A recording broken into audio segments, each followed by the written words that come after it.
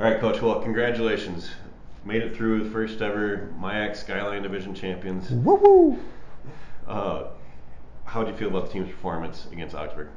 Great. It's we took care of business, and just really proud of the way the guys have worked all year, and we told them so that we have to work on your craft. Football is not easy to practice all the time. It hurts, in fact, and staying in it the way we have is good, and we're just continuing to grow. And there are teams that aren't right now, and so I think that the format of this deal is good for everybody to grow their team, but we definitely have, and really pleased with how we played Saturday.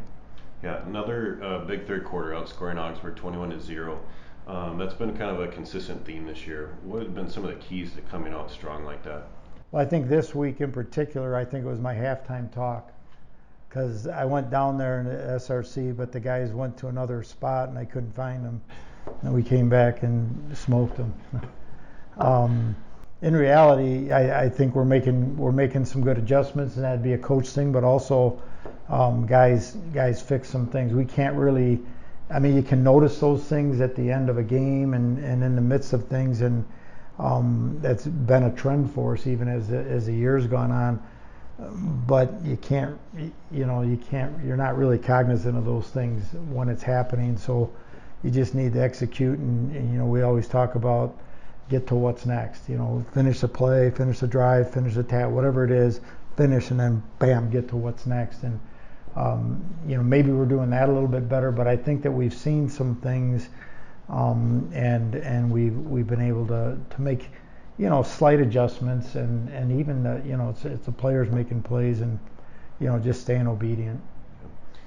So this fall we've started a new podcast, Bethel Athletics Podcast, and it's hosted by Bethel football alums John Shirkey and Jamie Wagner. And this week's episode highlights Bethel football. And the coaching guest this week was Paul Swan. Oh. And he gave his story and from his perspective, but I'd love to hear it from your side as far as what it means to have Swanee as a part of this program and the gifts that he brings. Yeah, Swanee is he's like a Hall of Fame assistant coach in Illinois, and he's personally he's just a guy that has just been a great encouragement to me in all things. But he is he's in totally, and he's here later than everybody else, and we kind of make a little bit of a joke that our 71-year-old, whatever he is, 70-something-year-old guy is our media, or our fixes our computers, but he does our film work, and he does the cutting and all the work on that. But Swanee, he kind of is that give your gifts away for free guy, and you don't, if you get credit, great, but if you need it, you're just taking more than you ought to, and we really believe that, and we talk about that as I want to build me for us, and then give my gifts away for free. And I might not get the accolades that I think I should, but if you're thinking that way, even if you're a dad, you're going to get disappointed. So Swanee is kind of the epitome of giving your gifts away for free, and I love him, and our guys love him, and you talk about staying in the fight, he's there. So yeah, so this team has done what they had to do on the field to get to this championship game. How do you feel about how this team has prepared themselves to win a game like this and be a champion? Yeah, I think that we people talk about you don't get too high, we have stayed. What we talk about as coaches and guys, it's not just a coach thing. Even those adjustments at halftime, the players will tell us some things that they're seeing, and we can help them.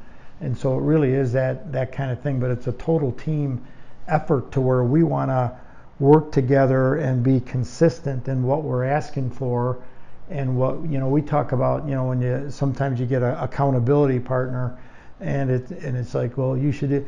It's more like accountability. It's encouragement, and encouragement here, and then when something's off, hey, get rid of that. And so that kind of not real emotional, but never soft accountability has been really great for our guys. And so we have joyful practices, and the guys get after it, but they're having a blast.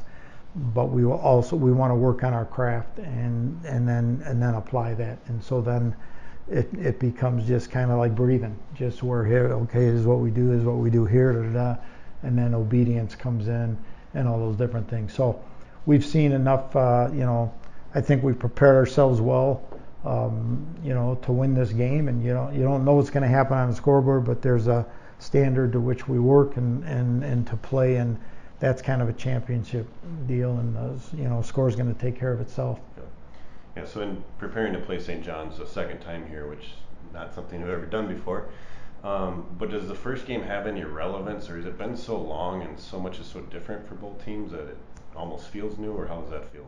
Well, it's both. It has relevance for sure, and you look at the film, they look at the film, and we got that. But we were kind of noticing this week we're a lot different team. And just an example of that, our receivers are real young guys, and in that game they were playing their third college game, and now they're pretty established players, in a 10th game, and so there's some differences that way, but St. John's has those things too, and so it's really two teams that even if we didn't play each other earlier, we know each other really well, and it's not going to be a trick. I don't think there's a trick play that's going to win the game. It's going to be execution and doing all the, kind of, it's a little bit cliche, but it's the truth. And so, we have a lot of respect for them. They have a lot of respect for us, and I think it's going to be a great game.